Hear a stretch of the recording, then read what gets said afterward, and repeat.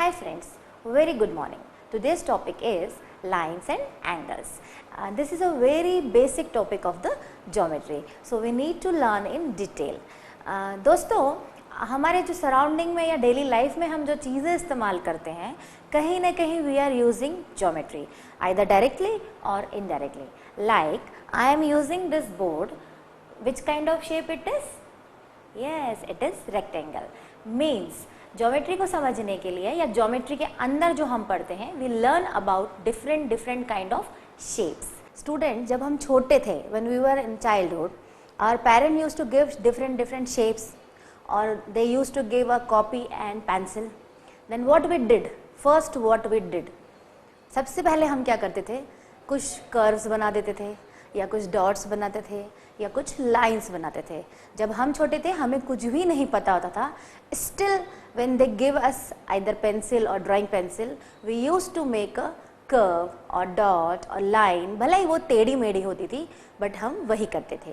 या समटाइम्स वो इंगेज करने के लिए हमको कुछ पजल्स दे देते थे, डिफरेंट शेप्स दे देते थे और सर्कल्स दे देते थे और उसको डिफरेंट बॉक्सेस या कार्डबोर्ड में हमको डालने को दे देते थे.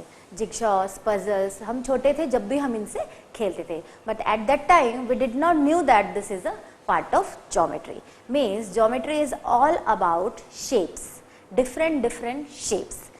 एंड शेप्स के लिए हमें क्या चीज़ की ज़रूरत पड़ेगी? लाइंस के बिना कोई शेप कंप्लीट हो सकता है या कर्व्स के बिना या किसी भी प्रकार की रे के बिना नहीं.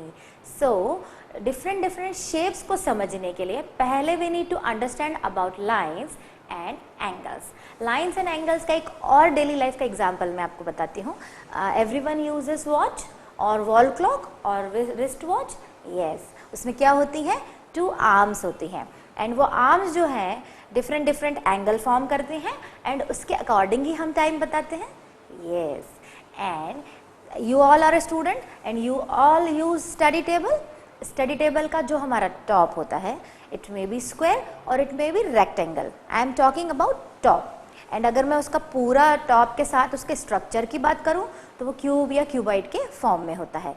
मीन्स ज्योमेट्री का जो टोटल इम्पॉर्टेंस है वो डिफरेंट शेप्स के कारण है. एंड एल्जेब्रा और अर्थमेटिक जो हम पढ़ते हैं it depends on numbers. But in geometry we learn about shapes और शेप्स को समझने के लिए हमें लाइंस एंड एंगल्स को समझना बहुत ज़रूरी है. सबसे पहले मैं लाइंस स्टार्ट करने से पहले मैं एक दो छोटे एग्जाम्पल आपको देना चाहूँगी. हम रोज़ सन देखते हैं. यस, हम कैसे कहते हैं? राउंड है शेप या अर्थ का शेप हम राउंड बोलते हैं. मीन्स हमारी स्टार्टिंग जो होती है वो शेप से होती है. फिर सन जो है वो रेज देता है हमें, तो हम क्या वर्ड यूज़ करते हैं? Rays. It's a part of line, right. फिर उसके बाद हम दिन भर में जो भी एक्टिविटी करते हैं somehow we use geometry in our day to day life. So I would like to start about lines. Fine. So our topic is lines and angles.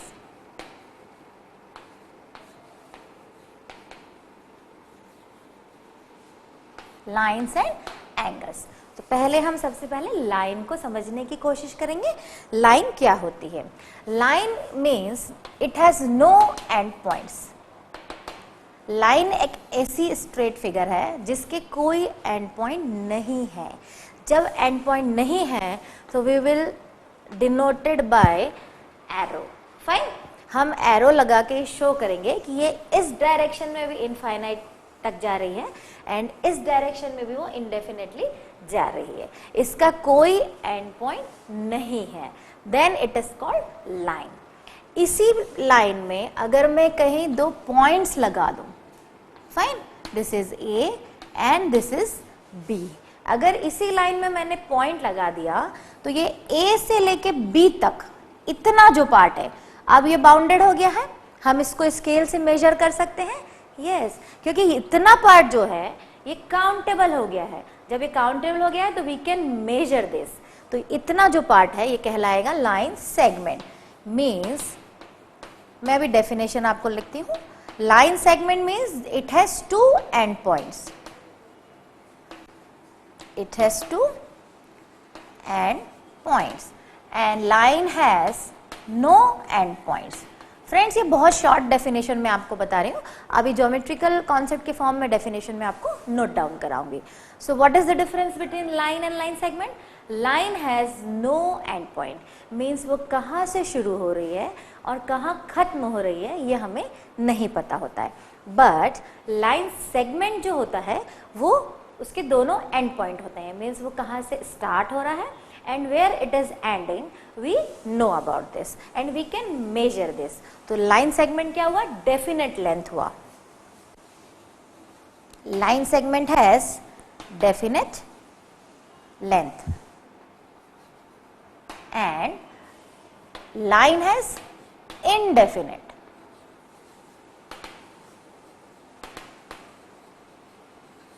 जब हम उसे measure ही नहीं कर सकते then it has indefinite length.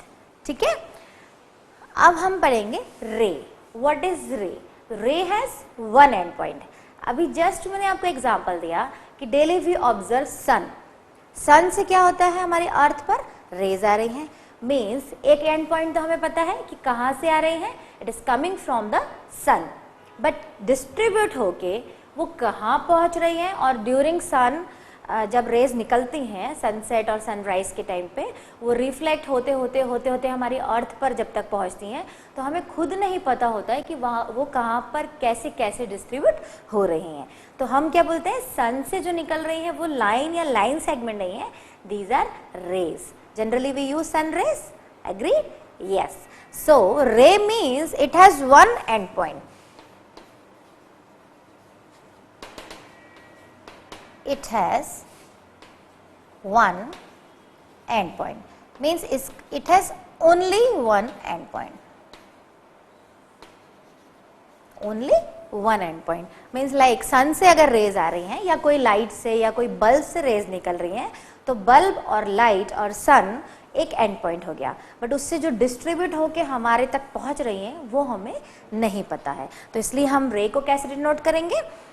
एक end point होगा और एक हमें डायरेक्शन और उसकी लेंथ और वो सब नहीं पता है मेजरमेंट, तो हम एरो के थ्रू शो करेंगे. सो this is line, line segment and रे. रे जो होती है इसको डिनोट कैसे करेंगे? लाइक मैं ए बी लिखना चाहती हूँ तो मैं रे को लिखने के लिए ए बी के ऊपर ऐसा एरो लगाऊंगी. ठीक है. लाइन सेगमेंट कैसे डिनोट करेंगे? लाइक मैं ए बी लिखना चाहती हूँ तो मैं ऐसे लगा दूंगी, या I can use dots also. It is not compulsion. ठीक है. एंड अगर मैं लाइन को डिनोट करना चाहती हूँ then I have to put arrows. ठीक है. सो लाइन क्योंकि मुझे पता ही नहीं है कि कहाँ से शुरू हो रही है और कहाँ तक जा रही है, then I will denote by arrows. तो जनरली हम ये यूज नहीं करते हैं, पर अगर हम करना चाहें तो we can use in this manner. So this is line, line segment and ray. What is the difference between line, line segment and ray? तो first basic difference आप क्या बताएंगे? Line has two end point. Line has no end point. Line segment has two end point and ray has one end point. ठीक है? So this is line, line segment and ray. अब इससे जुड़ी हुई बहुत सारी छोटी छोटी टर्म्स है जो मैं आपको बताना चाहूंगी. एक होता है कोलिनियर पॉइंट.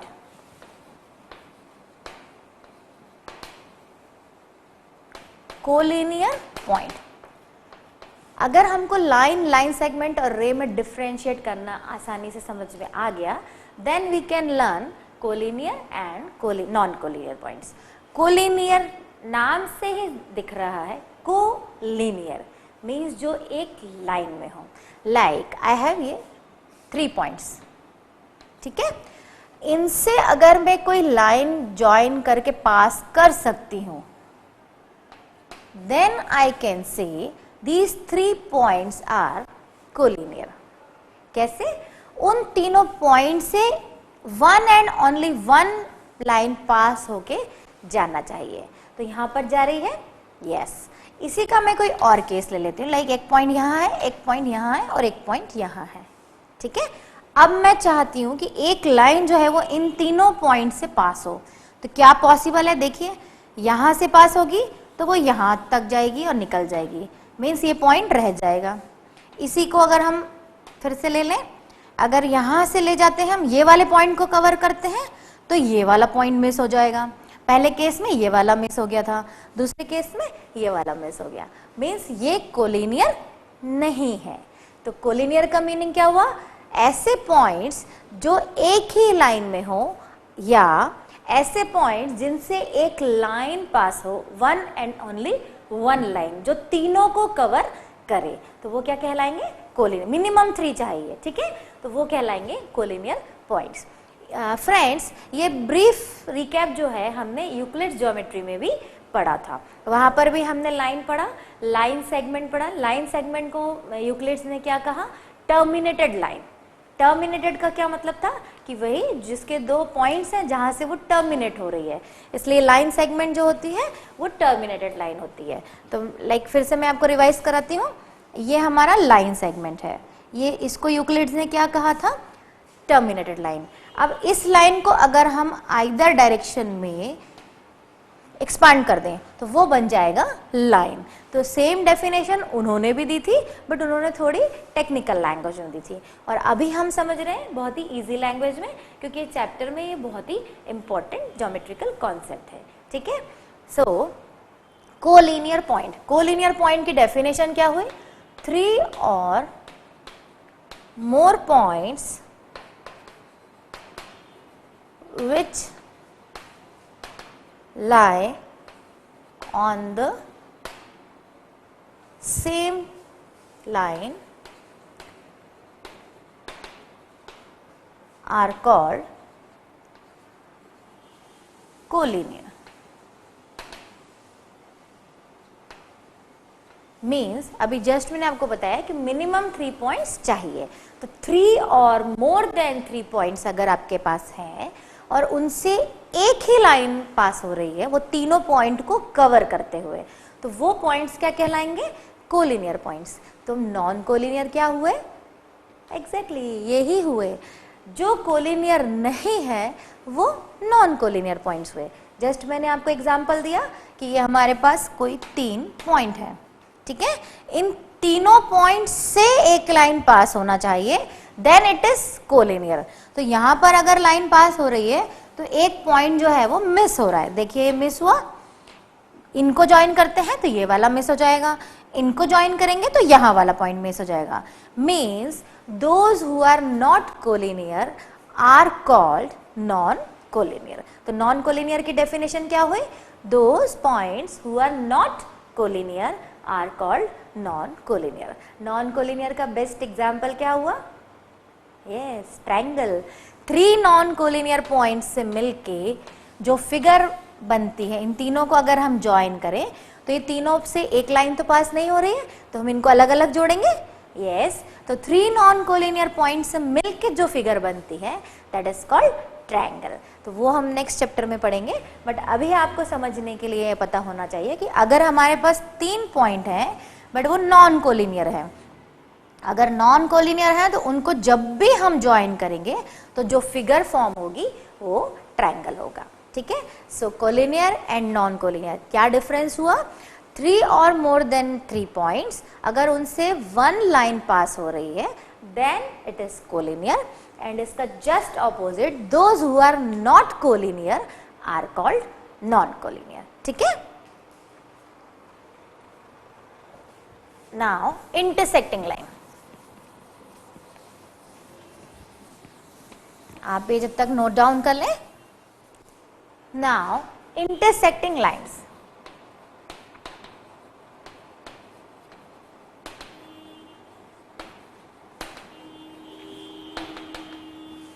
इंटरसेक्टिंग लाइन्स, पहले हमने सिंगल लाइन के बारे में पढ़ा कि सिंगल लाइन कैसी हो सकती है। It may B indefinite, it may B has 2 and points and it may B have 1 and point, जिसको हमने 3 पार्ट्स में कैटेगराइज किया, लाइन, लाइन सेगमेंट एंड रे।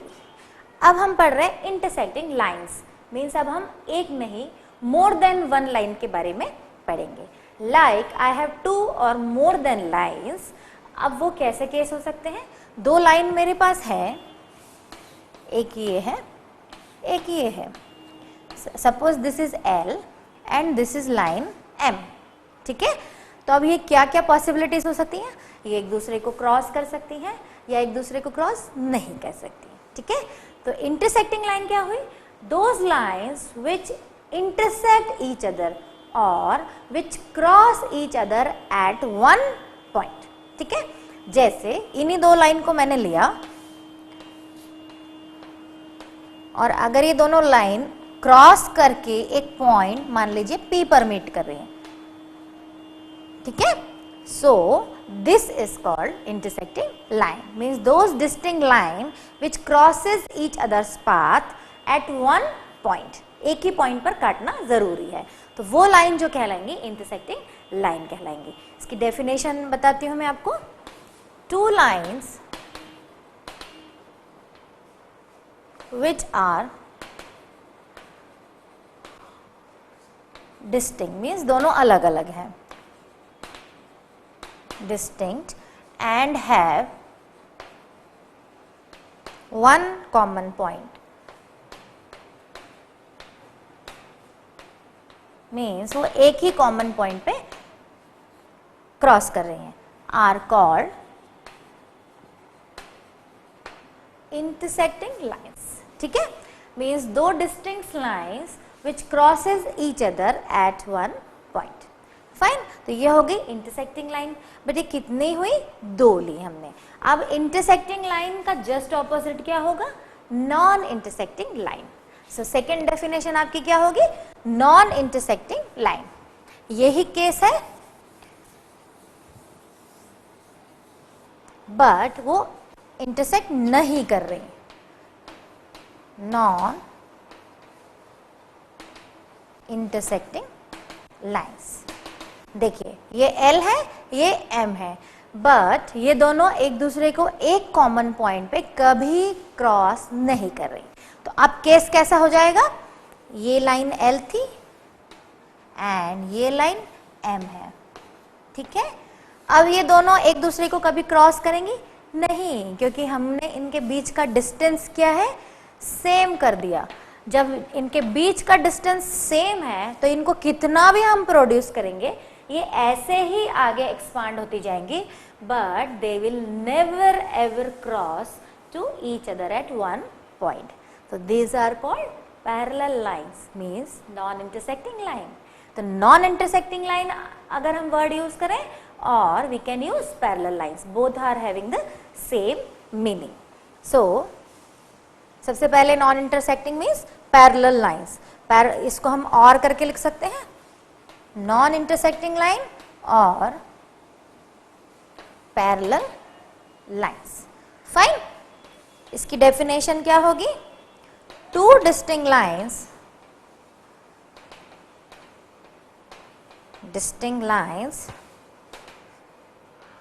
which are not intersecting.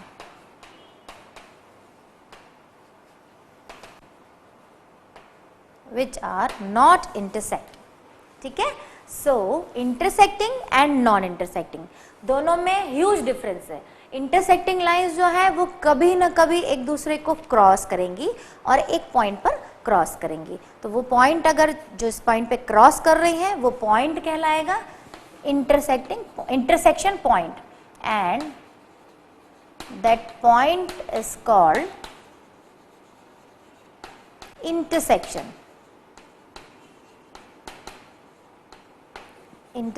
Point. Like इस एग्जाम्पल में हमने लिया था L और M जो है, ये लाइन L है, ये लाइन M है, ये एट अ पॉइंट P पर क्रॉस कर रही हैं, तो यहां पर इंटरसेक्शन पॉइंट क्या होगा? P. Intersection point is P.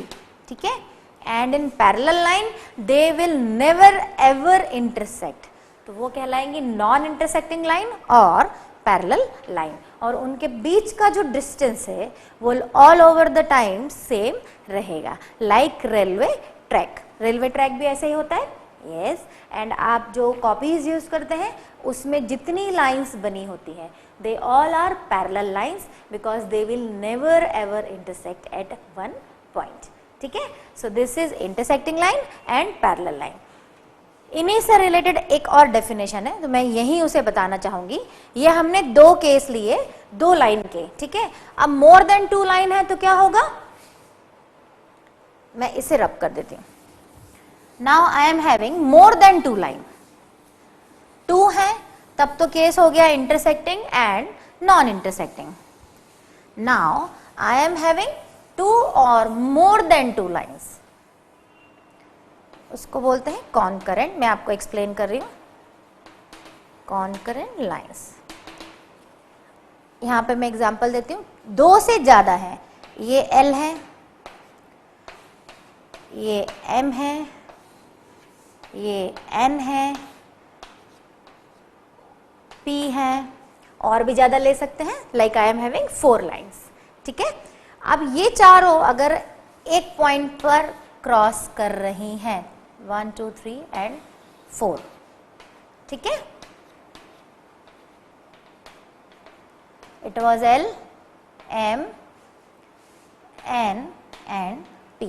मान लीजिए ये O पर क्रॉस कर रही है. 2 से ज्यादा, 4 5 6 कितनी भी हो सकती हैं, वो सारी लाइन अगर एक यूनिक पॉइंट पर क्रॉस कर रही हैं तो वो कहलाएंगी concurrent line. Means intersecting line and concurrent line में केवल एक ही डिफरेंस है. इंटरसेक्टिंग में we are considering only 2 lines and concurrent में हम वी आर कंसिडरिंग 2 और मोर देन 2. ठीक है. तो यहाँ पर हमें 4 ले लिए, 5 6 8 कितने भी हो सकती हैं, बट अगर वो क्रॉस करके एक यूनिक पॉइंट लाइक यहाँ पर O पर क्रॉस कर रही है ना, तो वो कॉन्करेंट लाइन कहलाएगी. तो यहाँ पर हमने 3 चीज पढ़ी, intersecting, non intersecting and concurrent. ठीक है. Now we will move to angles. Now we learn angles. Angles के लिए क्या जरूरी है, कम से कम 2 आर्म्स होना या रेज होना जरूरी है. लाइक सबसे पहले एंगल कैसे फॉर्म होता है हम वो देखेंगे. ठीक है. हमारे पास अगर 2 रेज हैं, एक ये है, एक ये है. ठीक है. These are 2 rays. मैं इनके पॉइंट्स लगा लूं. Yes, these are 2 rays. इनको नाम दे दूं मैं, like it is OA and it is, कुछ और नाम देते हैं, BC. ठीक है. अब इन दोनों को ऐसा अरेंज करें कि इनका जो ये पॉइंट है वो कॉमन हो जाए. लाइक ये OA था, OA. ठीक है. अब BC को हमने ऐसा अरेंज किया कि वो B पॉइंट O पर ही ओवरलैप हो गया. ठीक है. मीन्स दोनों का एक कॉमन पॉइंट कर दिया हमने. उनको ऐसी अरेंजमेंट करी कि O और B पॉइंट जो है वो एक ही पर आ गए. सो ऐसा जो फिगर फॉर्म होगा, this is called angle. Angle के लिए 2 आर्म्स, OA को हम क्या बोलेंगे, आर्म और रे. OA इज रे और आर्म्स भी हम बोल सकते हैं, 1 arm. And another is OC which is also ray, और we can use word arm. ठीक है. अब जब हम रे बोल रहे हैं तो हम कैसे बोल रहे हैं, क्योंकि उसका एक पॉइंट है जहां से वो शुरू हो रहा है, बट कहाँ तक जा रही है वो हमें नहीं पता. इसलिए एक साइड पे क्या है, एरो है. एरो क्या शो करता है, it is going to indefinite. And एक एंड पॉइंट है which is O. So OA and OC, these 2 arms meet at point O and forming a shape or whatever which is called angle. Like इसको मैंने नाम दे दिया 1. तो यहाँ पर angle जो है वो 1 एंगल फॉर्म हो रहा है. एंड O क्या कहलाएगा, वर्टेक्स. वर्टेक्स मीन्स एक पॉइंट जहां से 2 आर्म्स निकल रही हैं या 2 आर्म्स एक पॉइंट पर मिल रही हैं, तो वो जो फॉर्म हो रहा है that part is called angle. ठीक है. सो ये हुआ एंगल. एंगल को डिनोट करने के कुछ तरीके रहेंगे. जिस पॉइंट पर एंगल फॉर्म हो रहा है, यहाँ पर कहाँ फॉर्म हो रहा है, O पर, उसको हम हमेशा बीच में लिखेंगे. देखिए कैसे लिखेंगे. अगर मुझे इस एंगल 1 को ज्योमेट्रिकल नोटेशन में लिखना है तो आई कैन राइट, एंगल का सिंबल ये होता है तो यही रहेगा, O को बीच में ही लिखना पड़ेगा. ठीक है. AOC, angle AOC. और ऐसा भी लिख सकते हैं एंगल COA. इन दोनों में कोई डिफरेंस नहीं है, बट एक चीज नोटिसेबल है कि ओ हमेशा बीच में आना चाहिए। मीन्स जिस वर्टेक्स पे एंगल फॉर्म हो रहा है वो वर्टेक्स हमेशा कहाँ आएगा, बीच में आएगा। ठीक है, सो एंगल डिनोट करने का तरीका मैंने आपको बताया और एंगल फॉर्म कैसे होगा ये बताया। अब एंगल की यूनिट होगी कुछ, क्योंकि ये फॉर्म हो रहा है तो इसकी कुछ न्यूमरिक वैल्यू होगी। तो एंगल को जो डिनोट करते हैं वो हमेशा डिग्री में बताते हैं, डिग्री। ठीक है, मान लीजिए यहाँ जो ये एंगल 1 है ये 60 है, फॉर एग्जाम्पल इट इज 60, इसकी मेजरमेंट 60 है, तो हम उसे क्या बोलेंगे, 60 डिग्री। डिग्री का सिंबल होता है एक छोटा सा ऊपर 0 लगाना। ठीक है, तो कहीं पर भी मान लीजिए कहीं लिखा है 12 और उसके ऊपर ये छोटा सा सिंबल लगा है, तो हम इसे बोलेंगे 12 डिग्री। इसका मतलब ये हुआ कि कोई एक ऐसा एंगल फॉर्म हो रहा है जिसकी मेजरमेंट 12 डिग्री है। या कहीं लिखा है 30 और ऊपर ये छोटा सा बना हुआ है, तो हम कहेंगे एंगल इज 30 डिग्री। तो ये हुए एंगल के नोटेशन एंड शॉर्ट में डेफिनेशन कि two arms meet at a one point which is called angle. ठीक है, तो अब डेफिनेशन लिखें, two rays or arms both are having the same meaning. Two rays originate from the same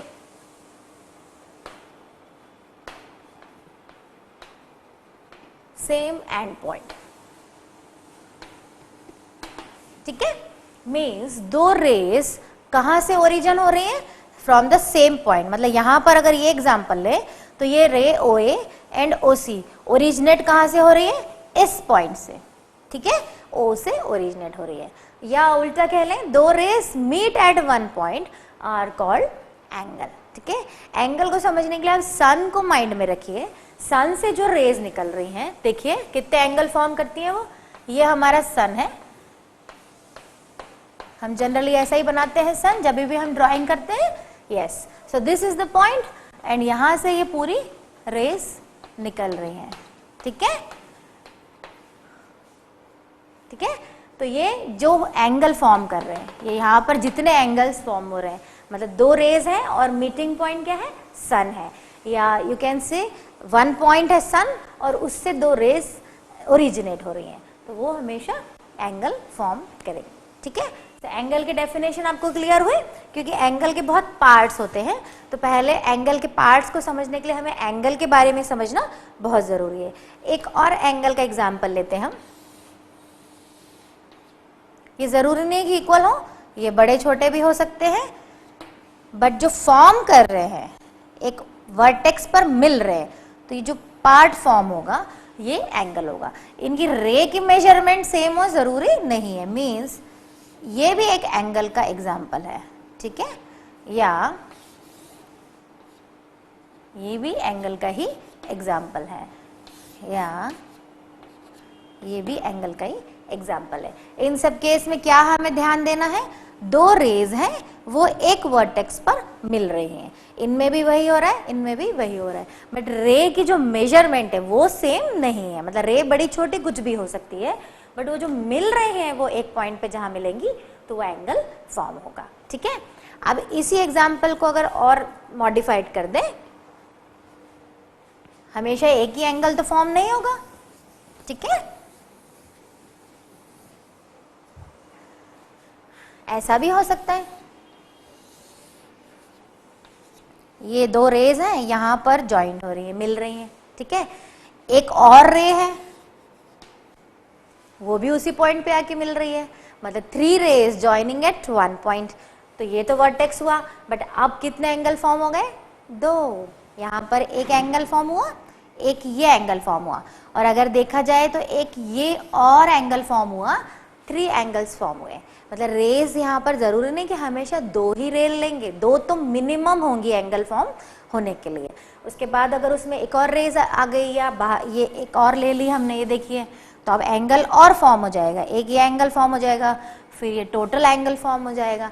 means कहने का कि रेज दो होना चाहिए, दो रेज को एक पॉइंट पर ही मिलना चाहिए, तब एंगल फॉर्म होता है। ठीक है, नाउ टाइप्स ऑफ एंगल्स।